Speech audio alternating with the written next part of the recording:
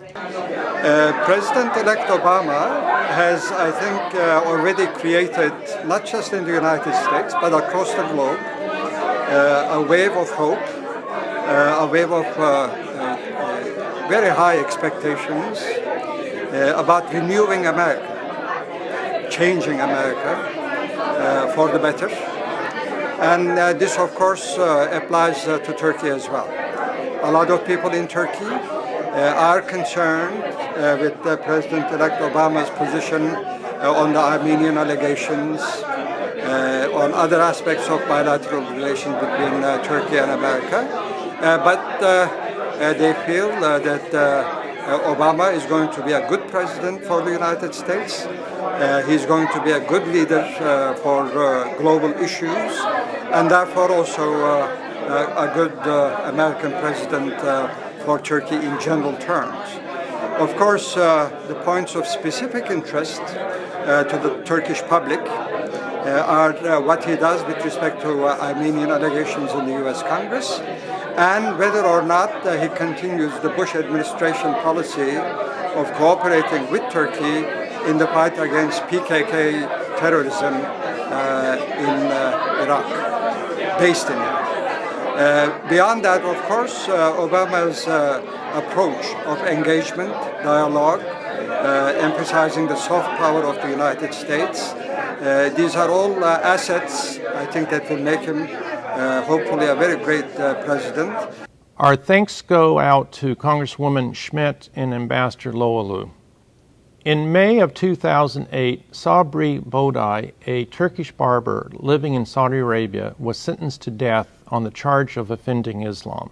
We would like to turn to Matthew Slutsky, a contributor to the Huffington Post, which is one of the most widely read online news sources in the United States. Slutsky and the Huffington Post were the first to widely report this story in the U.S. Matthew, thank you for joining us. Hi, my name is Matt Slutsky, and I'm a blogger in the United States. I write for a site called the Huffington Post. A couple months back, I was sent an article by the Turkish Coalition of America about a Turkish-born citizen who was living in Saudi Arabia, who was a barber. This guy, his name was Sabri Bagday, and he was overheard during a conversation in his barbershop, cursing God or cursing Allah, and someone who overheard him took it to the police, and he was arrested. And I'll just read a little bit from this post on the Huffington Post that I put up back in May of this year. Sabri Bagday, a Turkish national who had worked in Jeddah for 11 years as a barber, allegedly insulted God during an argument with a Saudi client and an Egyptian neighbor. Bagday, who did not have a lawyer in court, denied cursing God, but the three-judge panel of the lower court regarded the testimony by the Saudi and the Egyptian witnesses as sufficient proof that Bagday had committed the crime as defecting from Islam. And what's worse is the court ordered him to be killed. And when this story came across my desk, I decided that I'd take a look around the Western and English-speaking press, and what I found was that no reporter had done a story on it, no blogger had talked about it. The only English reference I could see to the story was from Human Rights Watch. So in my post, I quoted from their release some of the information to give it some more substance. And I put up a post along with my brother on the Huffington Post, and was able to help pitch the story to American-speaking press, and it got picked up in some major newspapers that were English-speaking and had an international purview. And this story of Sabri Bagday got some traction, and ultimately his appeal was overturned and he was set free. So it was a really, it was a privilege and an honor to help when I read about the story, and I learned that there wasn't anyone really talking about it. And I was proud to work with the Turkish Coalition of America on pushing the story out to reporters. And once reporters got wind of what was happening and were able to read the information that the Turkish Coalition of America provided, along with the Human Rights Campaign, the Human Rights Watch, this story really got some traction and we were able to save this gentleman's life. And I was really proud of the work we did, and I urge you to take a look at the blog post at thehuffingtonpost.com. Thank you for that insight, Matthew. We are sure that Sabri Bodai and his family appreciate your efforts to bring his case to the public's attention. On a lighter note, jazz has been a lesser known but important bond between the Turkish community and the African American community here in the nation's capital for decades.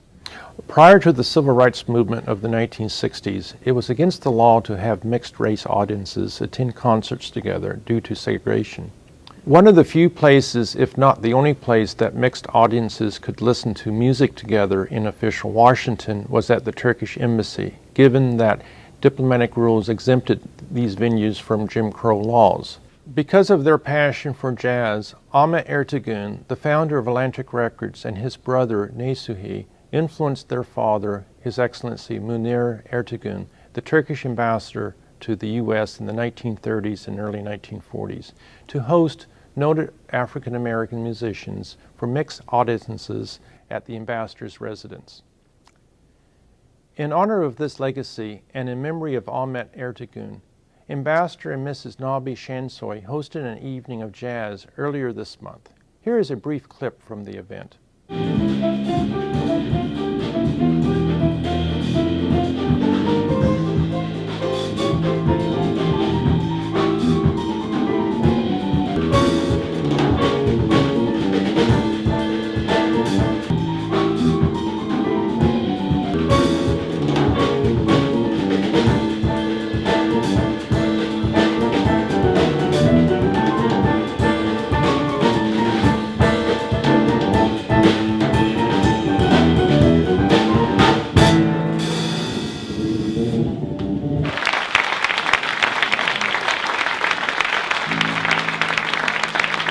This concert was symbolic of the ongoing efforts to strengthen the relationship between the African American community and the Turkish community here in the United States.